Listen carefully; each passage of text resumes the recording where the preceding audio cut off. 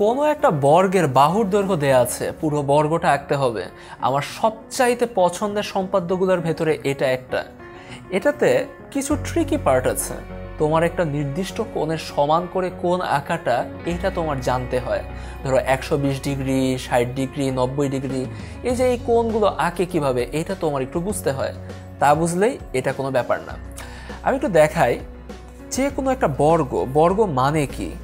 বর্গ হলো গিয়ে খুব সুশৃঙ্খল একটা চতুর্ভুজ, তার প্রত্যেকটা বাহু সমান আর প্রত্যেকটা কোণ 90 ডিগ্রি। বিপরীত বাহুগুলো তো অবশ্যই সমান্তরাল স্বাভাবিকভাবেই। এই যে বর্গের 90 ডিগ্রি কোণ আঁকাটা খুব জরুরি হয়ে যায়। এইটার জন্য তোমরা যেটা করতে পারো, দেখো তোমরা 60 ডিগ্রি, 120 ডিগ্রি, 90 ডিগ্রি সবগুলা কোণ আঁকা এখনই শিখে যাবে। ধরো এটা একটা রেখাংশ আঁকলাম। এই রেখাংশের এই যে এখানে ধরো আমি একটা 60 ডিগ্রি কোণ আঁকতে চাই। আমি যা করব, এইভাবে বর্ধিত করে দিব এত দূর পর্যন্ত। এখন এখান থেকে ঠিক সমান ব্যাসার্ধ নিয়ে, আমি যতটুকু ব্যাসার্ধ নিয়ে এটা এঁকেছি, আমি যদি দুইটা বৃত্তচাপ আঁকি, ধরো এইখানে একটা বৃত্তচাপ আঁকলাম, এইখানে আমি আর একটা বৃত্তচাপ আঁকলাম। এই যে দুইটা বৃত্তচাপ আছে, আমি যদি চাই এই বিন্দু যুক্ত করে দিব ঠিক এটা, তাহলে এটা একটা 60 ডিগ্রি কোণ হয়ে যাবে এই পার্টটুকু।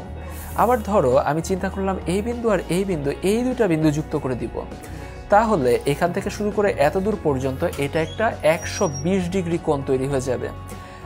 আর যদি চাই 60 ডিগ্রি আর 120 ডিগ্রির মাঝামাঝি একটা কোণ হোক, এটা চাই, তাহলে কি আমরা যে কোনো কোণকে সমদ্বিখণ্ডিত করতে পারি না? এই যে এই বিন্দু আর এই বিন্দু, দুইটা বিন্দু চিহ্নিত করে রাখো। এই বিন্দু থেকে ওই একই সমান ধরো ব্যাসার্ধ নিলাম, একটু ছোট বড় ব্যাসার্ধ নিলেও চলবে এই ক্ষেত্রে। আর এখান থেকে ওই একই সমান ব্যাসার্ধ নিলাম। দুইটা যদি এখন আমি যুক্ত করে দেই, যেটা পাবো সেটাই হয়ে যাবে আমার। ধরো এই বিন্দু থেকে এইভাবে যদি যুক্ত করে দেই, যা পাবো সেটা একটা 90 ডিগ্রি কোণ হয়ে যাবে। আমরা এই ক্ষেত্রে ঠিক তাই করব, 90 ডিগ্রি কোণ আঁকা ব্যবহার করব। আমার কাছে বর্গের একটা বাহুর দৈর্ঘ্য দেওয়া আছে, ধরে নাও বাহুটা এরকম। বর্গের প্রত্যেকটা কোণই হবে 90 ডিগ্রি। তাহলে একটা কোণ তো 90 ডিগ্রি পারফেক্টভাবে আঁকি। ধরো এইভাবে আমরা একটা রশ্মি নিলাম, সেই রশ্মিতে বিই রশ্মি থেকে বিসি সমান এ অংশ কেটে নিলাম। এখান থেকে কেটে নিব বিসি সমান এ অংশ নিলাম, বিসি এত দূর পর্যন্ত নিলাম। বিসি সমান যদি এ অংশ কেটে নেই, এখন বি বিন্দুতে তো একটা 90 ডিগ্রি কোণ আঁকতেই হবে, তাই না? যদি 90 ডিগ্রি আঁকতে হয়, দেখো এখান থেকে শুরু করবা, এভাবে বর্ধিত হবে এত দূর পর্যন্ত ধরো যাবে।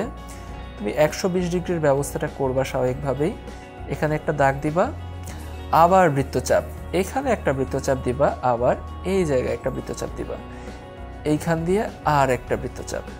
দেখো তোমার 90 ডিগ্রির ব্যবস্থা হয়ে গেছে। এখন যদি তুমি খুব সিম্পলি এই দুইটা যুক্ত করে দাও, সিম্পলি দেখবা যে তোমার একটা 90 ডিগ্রি কোণ বিশিষ্ট তৈরি হয়ে গেছে। এই জায়গায় একটা 90 ডিগ্রি। এখন যেহেতু বর্গের প্রত্যেকটা বাহু সমান, তুমি তো এই পাশ থেকে এই বাহুটা সমান করে কেটে নিতেই পারো। এখান থেকে নিলা, জাস্ট কেটে নিলা, তাহলে এই বাহু আর এই বাহু সমান হয়ে গেল। একই সাথে তুমি সি বিন্দু থেকে ওই একই সমান ব্যাসার্ধ নাও, এখানে এই বিন্দু থেকে আবার একই সমান ব্যাসার্ধ নাও। দেখো তোমার প্রত্যেকটা বাহুর দৈর্ঘ্য সমান থাকছে, কারণ আমরা সবগুলা ব্যাসার্ধ সমান নিয়েছি। যখন কিনা তুমি এই বিন্দুগুলো যুক্ত করে দিবা, ধরো ড্রয়িংটা যদি তুমি পারফেক্টভাবে করে থাকো, আমারটা অতটা পারফেক্ট হয়নি, তো তখন দেখা যাবে যে এইভাবে বিন্দুগুলো যুক্ত হয়ে যাবে। তোমরা চেষ্টা করবা যত সুচালো কালি ব্যবহার করা যায় সেটা ব্যবহার করতে, তাতে করে তোমার এই ড্রয়িংগুলো একদম পারফেক্ট হবে।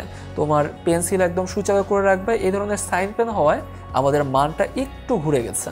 তো যাই হোক, এই যে এবিসিডি যে চতুর্ভুজটা আছে, এটা স্বাভাবিকভাবে একটা বর্গ। এখানে 90 ডিগ্রি প্রত্যেকটা কোণ হচ্ছে এবং প্রত্যেকটা বাহুর দৈর্ঘ্য হচ্ছে এই এর সমান। এভাবেই আমাদের যে কোনো একটা বর্গের বাহুর দৈর্ঘ্য দেওয়া থাকলে আমরা বর্গটি এঁকে ফেলতে পারি।